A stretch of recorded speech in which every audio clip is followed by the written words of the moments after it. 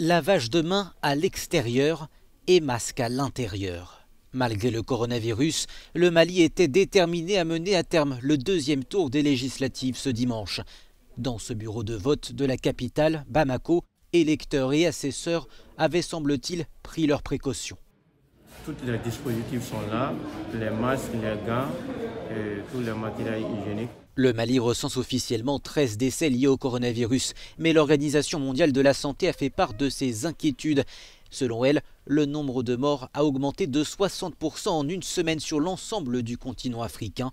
Mais dans ce contexte, le Premier ministre malien défend le maintien des élections.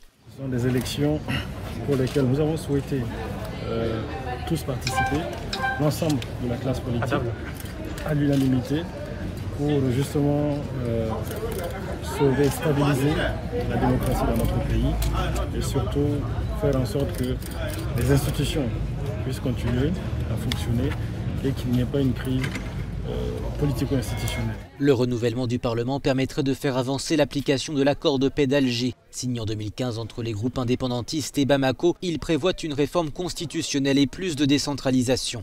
Un scrutin crucial pour l'avenir du Mali, confronté à une menace sécuritaire. Ce second tour a été perturbé par des incidents dans le centre et le nord, kidnapping d'un président de bureau, tentative d'intimidation des djihadistes, de quoi empêcher de nombreux électeurs de voter. Le premier tour avait déjà été marqué par des incidents et quelques jours plus tôt, c'est le chef de file de l'opposition qui avait été kidnappé.